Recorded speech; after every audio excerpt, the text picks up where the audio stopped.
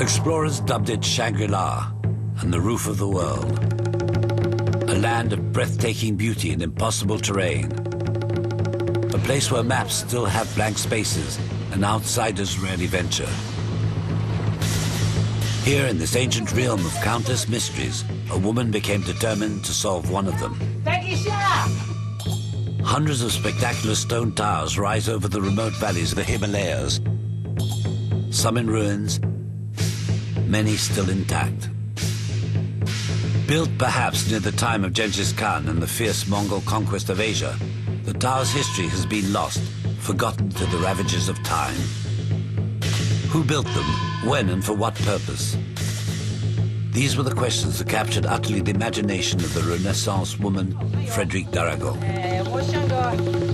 As I was in camp searching for snow leopards, I had come upon the most incredible structures I'd ever seen, standing alone in the middle of nowhere. As I began inquiring about them, I discovered with amazement that nothing was known. Even the locals know little about the towers. Indeed, in this ancient land, only monks and pilgrims venture far from their home villages.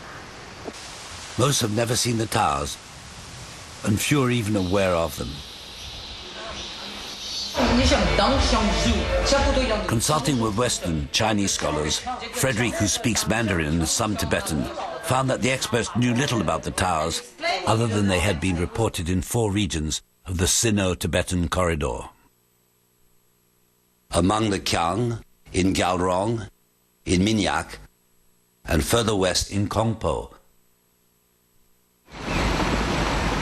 Frédéric d'Aragon would not quit until she knew the story of these remarkable skyscrapers. This is the account of 6 expeditions undertaken by a lone investigator. The shots you see of Frédéric were taken by her using a tripod, or by her driver or friends who at times came along on the journey. It was in 1998 that Frédéric had first come upon the towers. Spread across a region roughly the size of Texas, the towers inhabit an area that gives the word remote a new meaning. The inaccessible valleys of Kham were long closed to foreigners because of the aggressive character of the inhabitants. Until very recently, there were no roads at all in this mountainous terrain. Even today, access is difficult, due in summer to heavy rains and landslides, and in winter to snows and avalanches. And then from then on, it depends of the weather, it depends of the rivers, it depends of a lot of things. You get stuck. Whenever night comes, that's where you're going to stay. Frédéric sets out for the Min Mountains, where at 4,500 feet are found the Qiang, an ancient people. Altogether, I think there are still about 100. I've seen about 100. But I was told there were more towers in some totally very, very remote areas, like you had to be for 3 days on horseback to get there.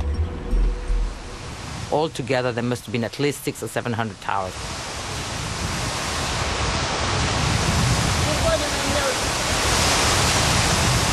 Modern Qiang are descendants from an ancient group of tribes who lived around Lake Kokonor and were already mentioned 3,000 years ago in Chinese inscriptions. Some of them migrated south, and by the 2nd century they were famous for building tall towers.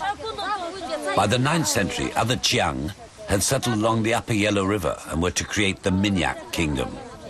The Qiang still speak distinct yet related dialects of an ancient language that predates Tibetan. But since the early Qiang had no written language, the story of how and why these towers came to be has been lost in time. Today, most Qiang also speak and generally write Mandarin Chinese. The local people are surprised yet delighted at Frédéric's interest in their old towers. This woman explains that her tower was partly destroyed by an earthquake long ago. She invites Frédéric to see for herself and meet her husband, the village wise man.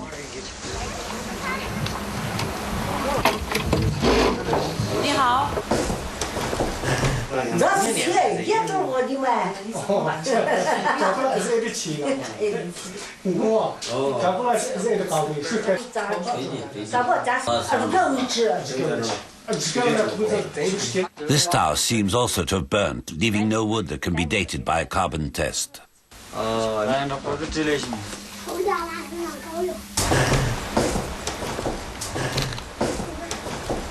这个条路一天拿来吃什么？知道吗？打仗。以前嘛，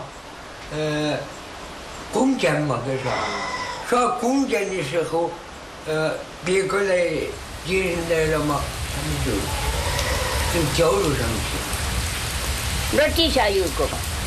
The woman points out a nearby village where Frederick might find old beams that could help date the structures.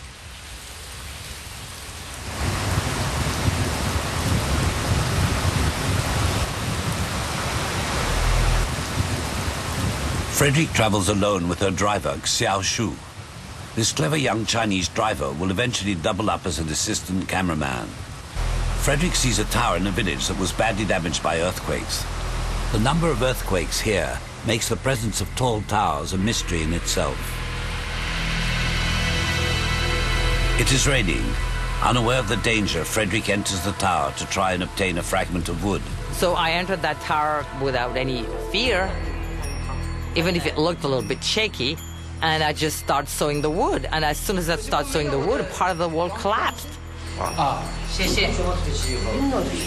And as a matter of fact, when I went back there only 6 months later, the whole tower had collapsed.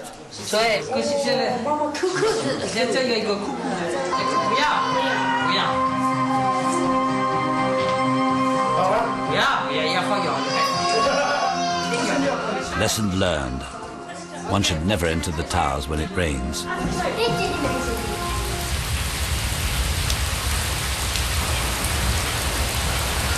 This beam, safely located outside the tower at its base, cannot have been replaced and so must be as old as the building.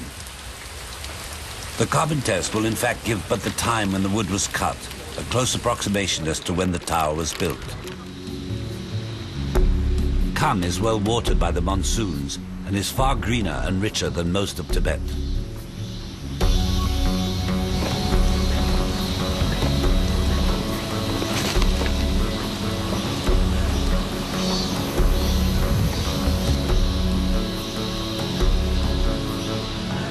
For centuries, this region was a no-man's land, regularly invaded and sacked by warlords. Could this possibly explain the presence of so many towers?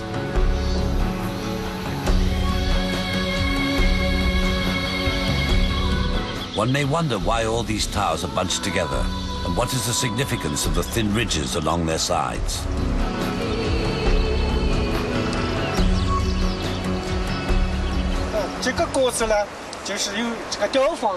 As a local explains, we Qiang build ridges on the walls as reinforcements against earthquakes. The more, the better. Such reinforcements have beyond doubt helped the towers stand up to the many tremors.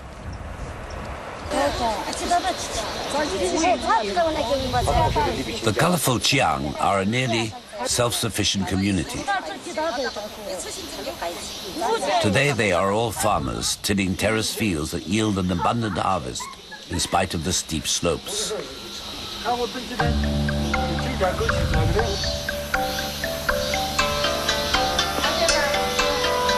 Some can afford satellite dishes that will enable them to watch television.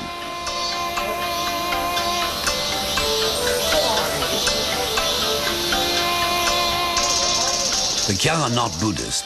They venerate their ancestors and certain trees.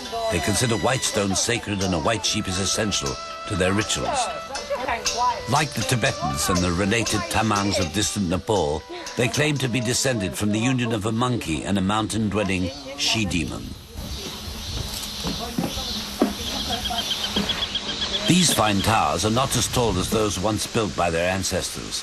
As the locals explain, after being defeated by the Chinese, the Qiang had to take refuge in the mountains and were forbidden by a Chinese emperor to build towers more than 50 feet high. The hardest part of Frederick's research so far is to find all the finger towers, as they have never before been charted, mapped, or even filmed. Frederick pursues a quest in the valleys inhabited by the Gyalrong. Every valley has a different dialect. People from one valley cannot understand people from the next. Most get by with Kamke, a Tibetan traveler's language, or with Chinese.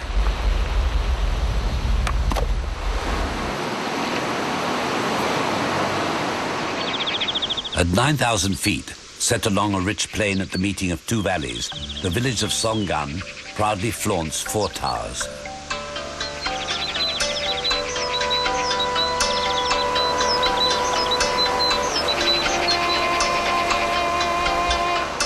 Two of them are freestanding and star-shaped with 8 points each.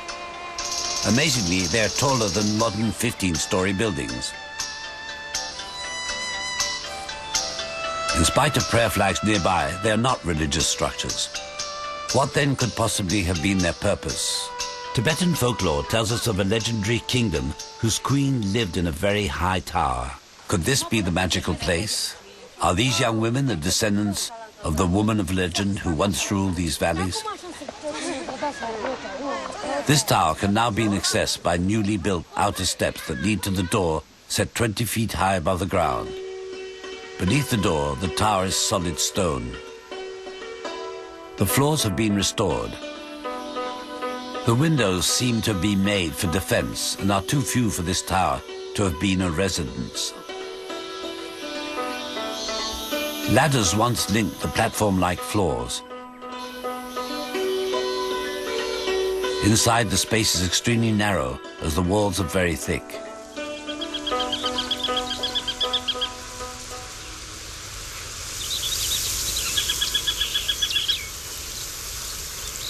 The flat dirt roof has collapsed and grass grows over the remains. What were these towers built for? Here their Chinese name is Feng Hu Tai, which means beacons. But if they were built as signal towers, why would you need more than one? The entrance to this tower is nearly 3 stories up. To explore the inside, Frederick must somehow find a very long ladder.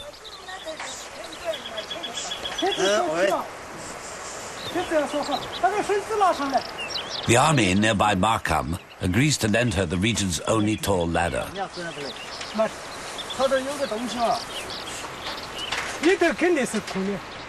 The officer then refuses that Frederick climb up herself, but finally gives in when she agrees to use a rope.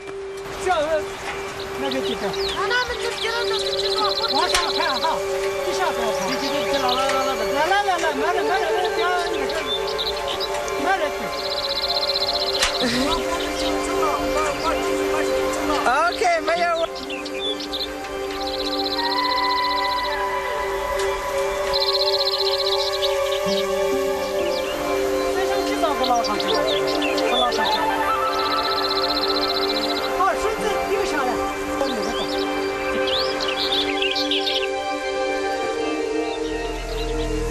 Here the walls are black and charred. Carbon tests will reveal that these window beams are only 50 years old. This indicates these towers had been renovated. One can see that the door has been also modified. Samples from the tallest tower indicates that it dates from the 13th century. What was life like here when these strange towers were built? It was near the time of Genghis Khan's conquest of Asia, when the Mongols had invaded Tibet. Being 700 years old, the towers are likely to have been put to different uses at different times, making it even more difficult to find their original purpose.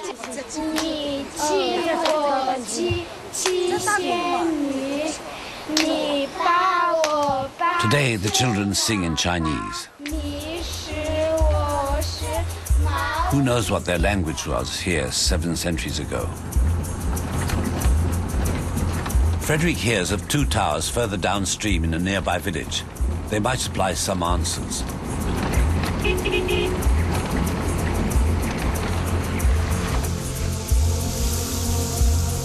As in Songam, this freestanding star-shaped tower was erected in a village set upon a rich plain where 2 rivers meet. Could this be a clue? Whenever I heard of another tower, my heart would beat faster. I was hoping that the yet unseen tower was finally going to reveal its mystery. As in the Qiang villages, many houses here have buttress-like ridges against earthquakes.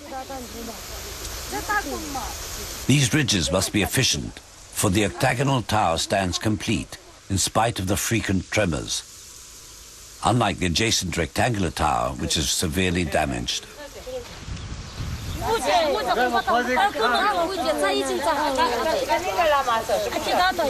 These monks offer to guide Frederick to the Tamba region, where they claim rise over 100 towers, some the tallest in Kham. Monks often travel and mingle freely with laymen. From the onset, the weather is bad and rapidly gets worse.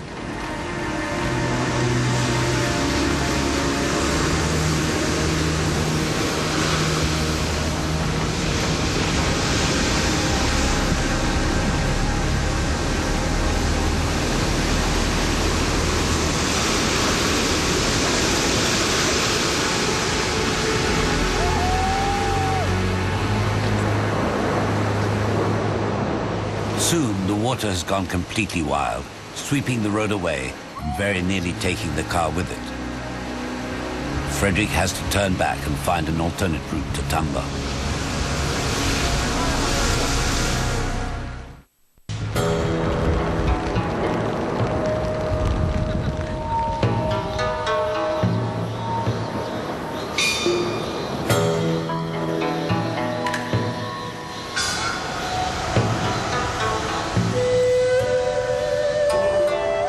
At long last, a rainbow greets her as she reaches the enchanted valley of Tamba.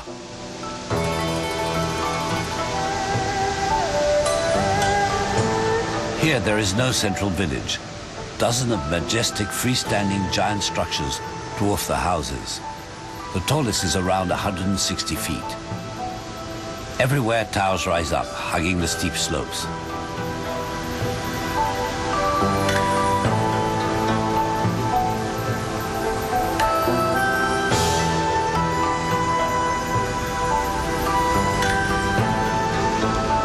Could the towers be directly related to the region's wealth? 13 centuries ago, the Chinese Tang Annals described a rich kingdom of women in this area. Could this wealthy valley be the place? Beneath the towers, a rich harvest of wheat. Could the towers have been mere silos? But then why build the doors so high off the ground?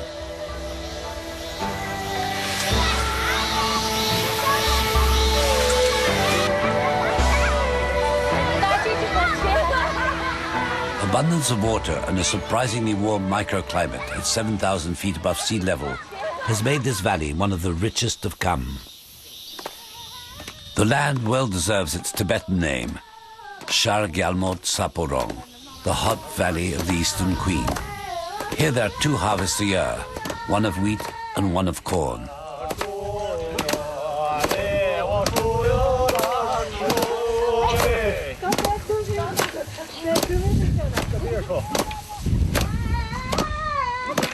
The wheat is here being flayed in the wind to separate the chaff from the grain.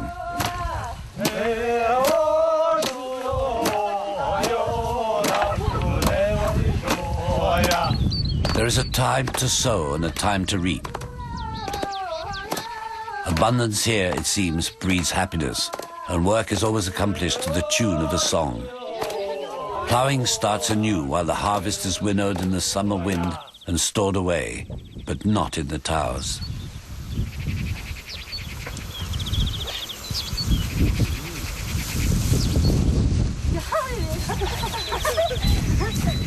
The grand size and elegance of all these houses speak of a rich egalitarian society, one in which each family may well have been responsible for its own safety, rather than depend upon a single chief.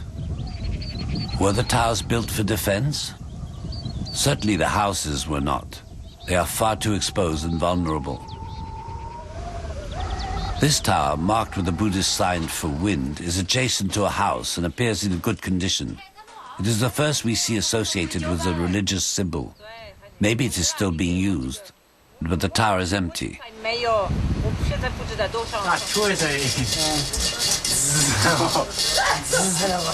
Carbon tests of a fragment of an old beam will reveal that this tower was built 630 years ago, give or take 70 years. It was built practically at the same time as those of Songan, but with a different technique, as here much more mortar was used to secure the stones. Many towers are built away from fields and houses, so they could not have been primarily silos or defensive structures.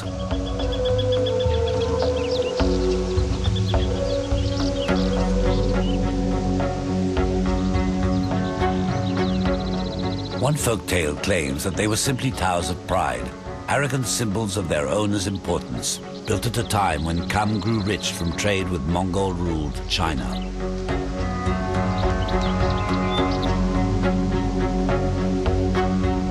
Legend has it that the base was built at the birth of a son, and a new story added at each of the boys' birthdays. Maybe because here earthquakes are rare, most of the towers are square. All the more reason to study this lone, large, star-shaped tower. 我现在无聊无觉没有，我想个5点半到6点可以，现在有很少的人，没有意思去。谢谢。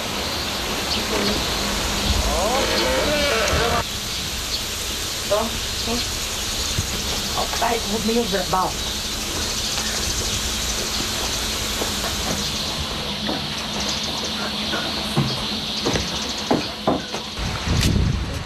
Fruit is found in great abundance in the area.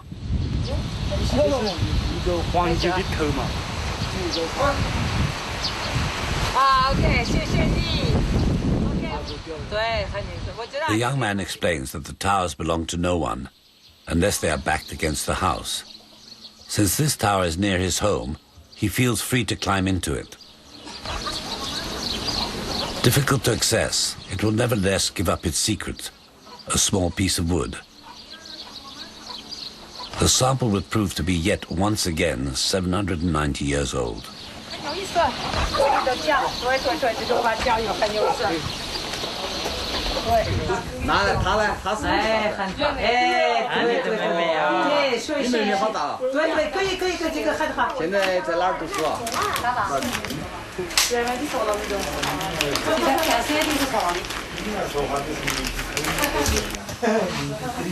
The swastika, found in many ancient cultures, represents for the Buddhists the symbol of permanence. The young woman of the house prepares hot breads prior to leaving for a festival in the valley.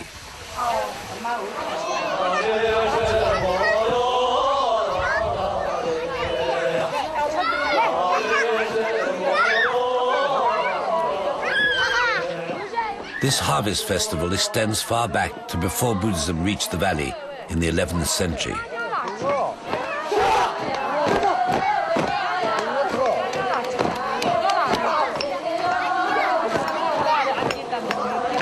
Today, Tamba stands at an uncertain crossroads between two worlds, that of its secretive past and its future in modern China.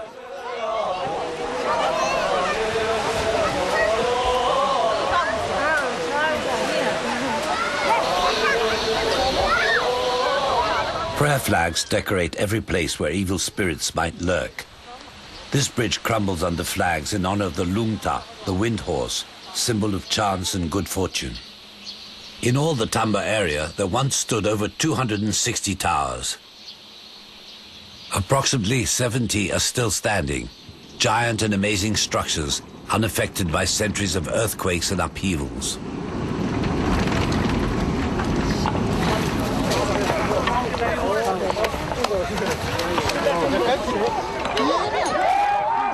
These young people from Gyalrong cheerfully repair the road by hand in the same way their ancestors built the hundreds of monumental towers without modern tools or machinery.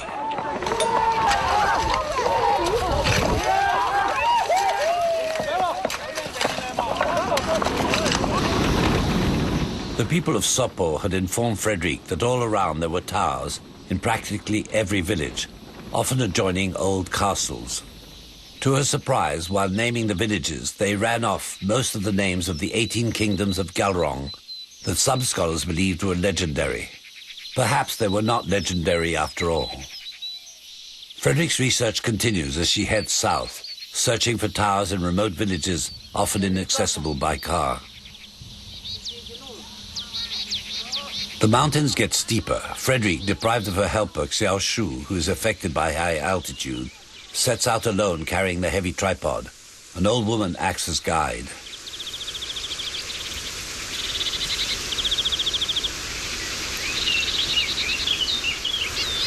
The presence of a fort close by could indicate that the tower served a purpose other than defense.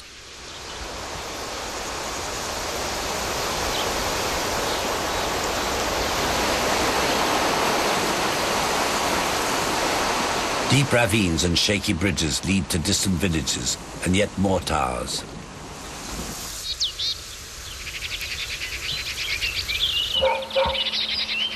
At Pati, a great ruined castle stands in the village, far from a lone square tower.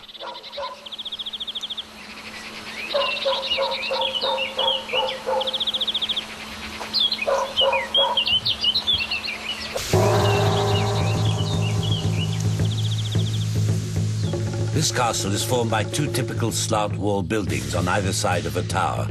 The space between the three buildings being filled to consolidate the whole.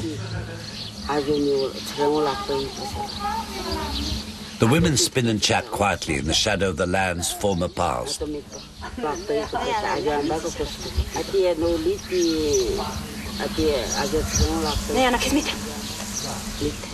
Once these people were herders, and they've retained their nomad custom of wearing all their finery every day, wherever they go and whatever they are doing.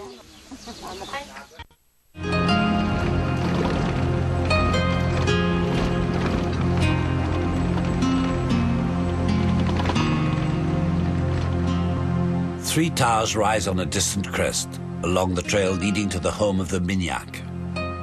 One of them resembles a star with 13 points. The tower is in ruins, yet one can still see high up an alignment of white stones, symbol of good luck. According to legend, the intricate design with 13 corners was drawn on the ground by a Tibetan woman with a ball of string.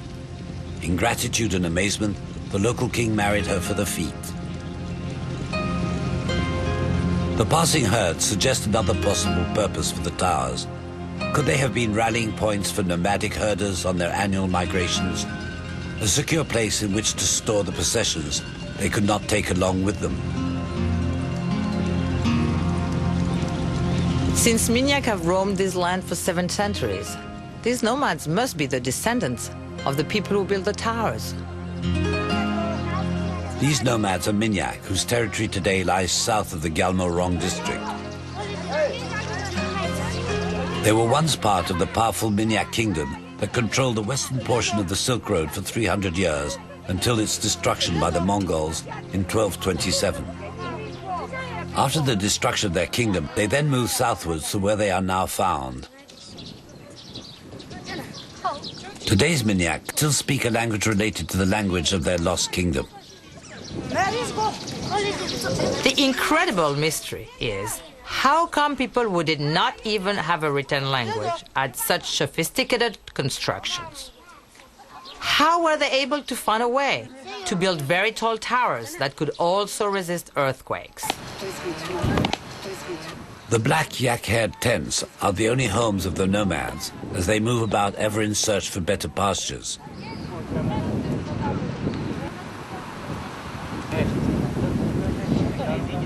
While some Minyaks are herders, others now live in villages. They often intermingle and share their produce, one exchanging butter and meat for the barley and peas of the other.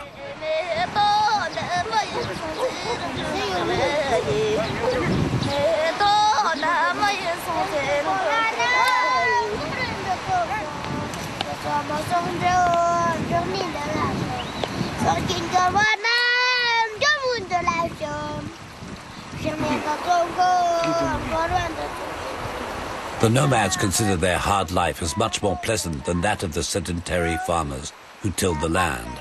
They prize their freedom and are quite well off, owning large herds of yaks.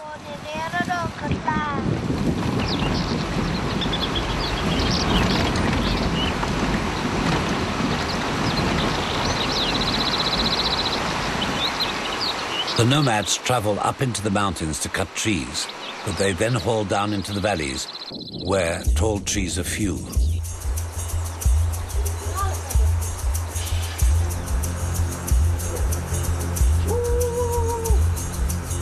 Frederick has come to realize that it is in the wealthiest valleys that the towers are likely to be found.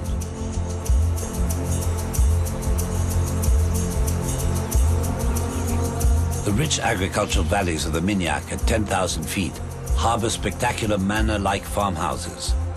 For the Minyak are both famed warriors and master builders.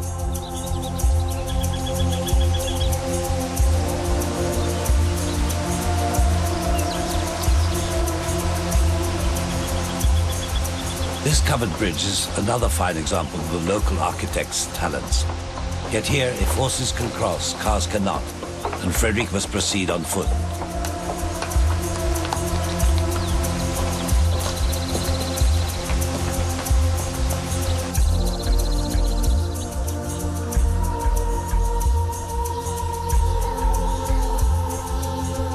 These twin towers are truly fantastic beyond belief, to use the words of the first European to see them in 1880.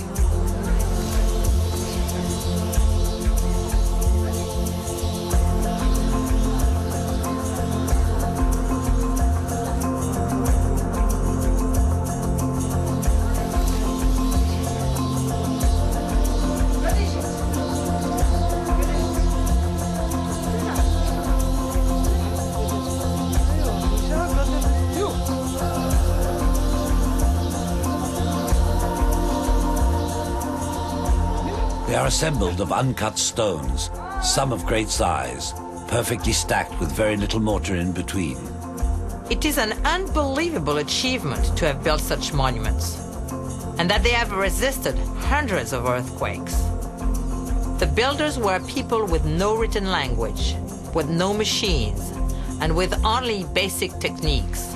It just shows how resourceful human beings are. Each of the 16 sides is identical within a few inches.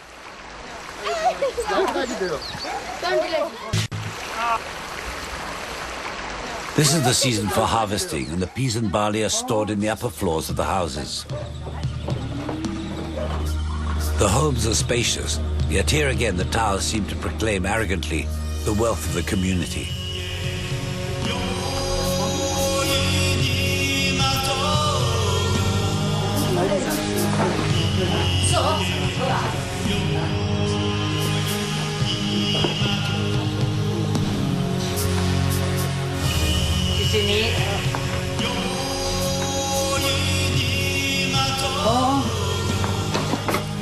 As usual, the ground floor is used as a stable.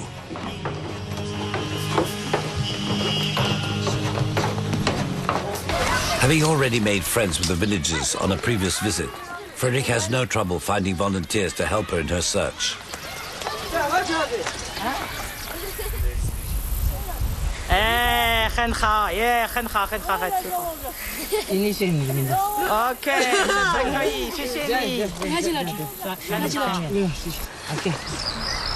The two towers are in near perfect condition. They appear modern, yet carbon dating will reveal that they are fully 850 years old, built more than 4 centuries before the Dutch settled Manhattan.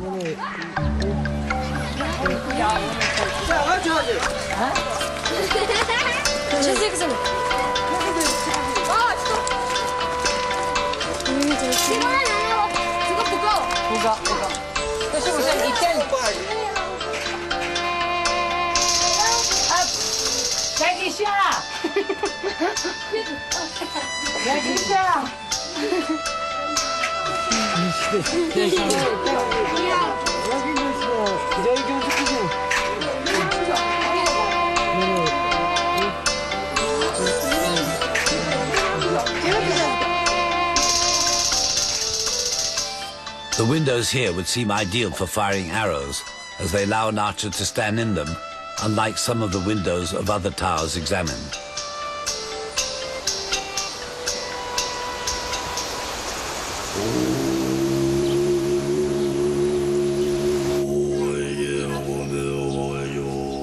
These dome-shaped clay pots are in fact funerary tormas, offerings of clay often mixed with the ashes of the dead. Could this mean that the towers had a religious significance linked with the dead?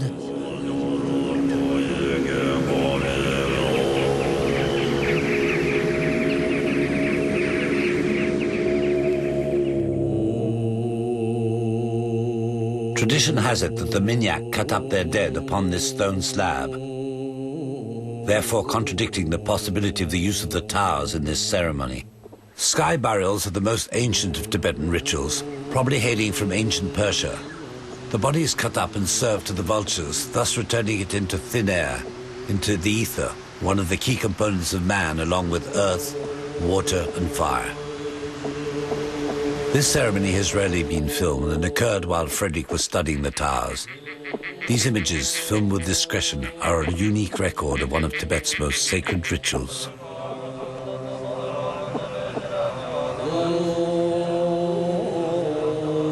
These are the tools that will be used to cut up the corpse.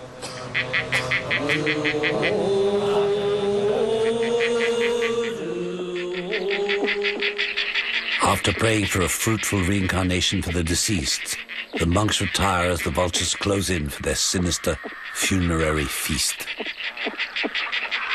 A special caste of men, the Shempa, cut up the corpse.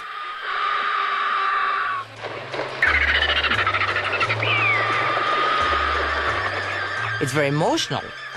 The family is not present during a sky burial. Only the friends of the family are there. And when I asked them if I could film it, first they really didn't want to. But the people from the monastery were good friends of mine. And I told them I was just interested in their culture. I was not going to film the actual dead body, so they let me watch it.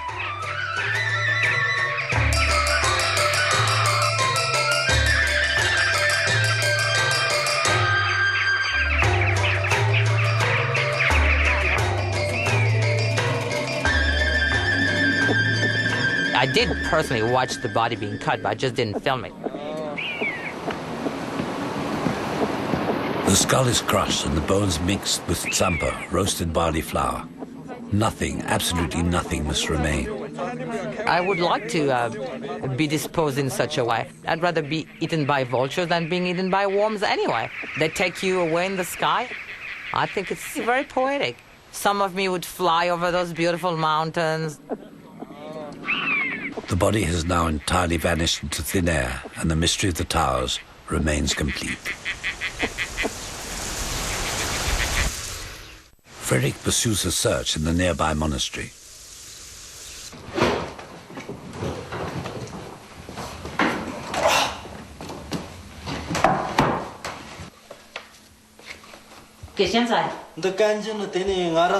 As the monk explains, this book written in gold, a volume of the Kanjur, confirms the practice of sky burials in this valley for over 670 years.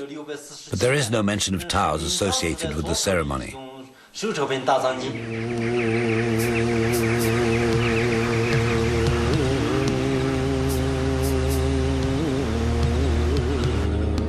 To further complicate matters, Frederick learns of similar towers 400 miles to the west in Kongpo, part of the Tibet Autonomous Region. Once again, she sets off to see for herself. Kongpo is a land of great alpine forests, where in spite of the high altitude, macaque monkeys are found in large numbers. Situated at 11,000 feet, Basum's Blue Lake is famous since it is often mentioned in Tibetan mythology. Little is known about the origins of the people of Basum, who now speak Tibetan, but whose dialect is distantly related to that of the Chiang languages.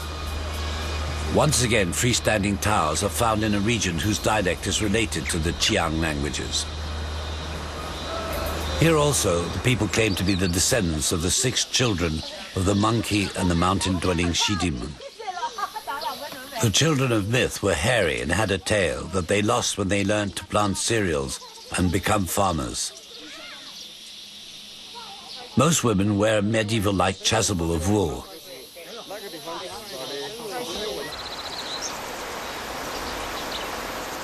But more elegant are the ones made of silk lined with monkey fur.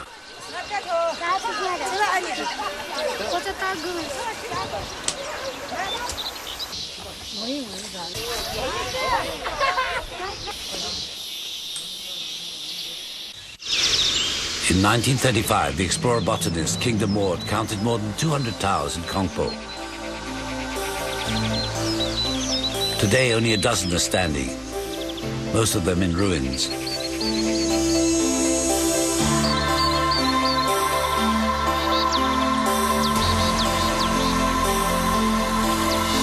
This tower is in good condition.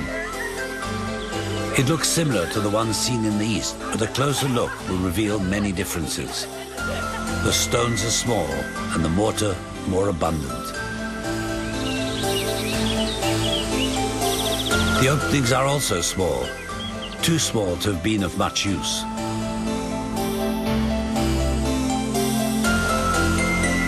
The door is located at the base, making it easier to break into the tower. This tower is not star-shaped, but has 12 90-degree angles, the result of interlocking rectangles.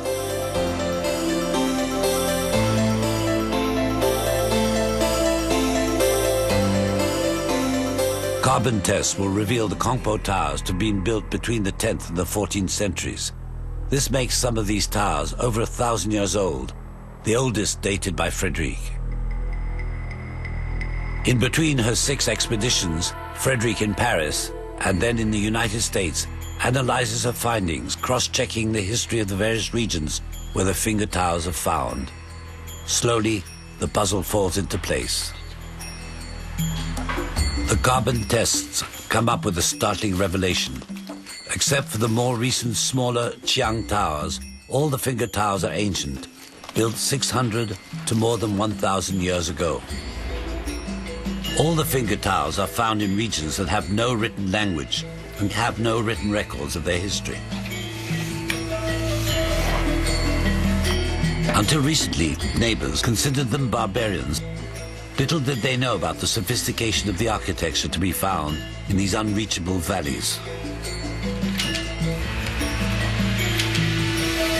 Nearly a millennium after they were built, the towers of the Himalayas have finally given up their secrets.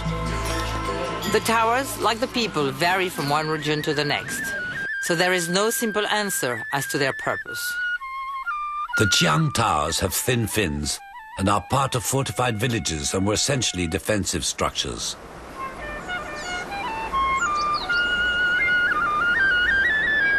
The square and multi-sided towers of the Tumba valleys could be used for storage, but were essentially symbols of prestige.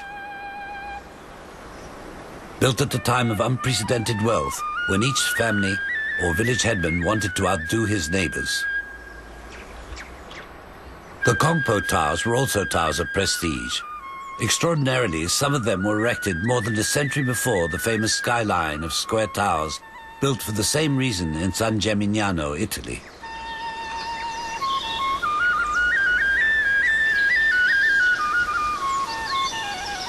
Because they were erected on fertile plains where trade routes met, the 8-pointed star-shaped towers of Songam, Baisha, and the amazing twin towers of Remede in Minyak were without doubt arrogant trading posts.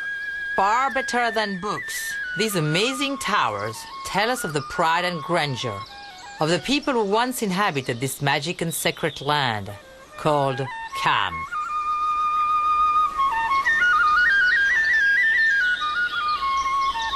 As a result of this research, these towers are being considered for an inscription on the UNESCO World Heritage List, recognition they very much deserve.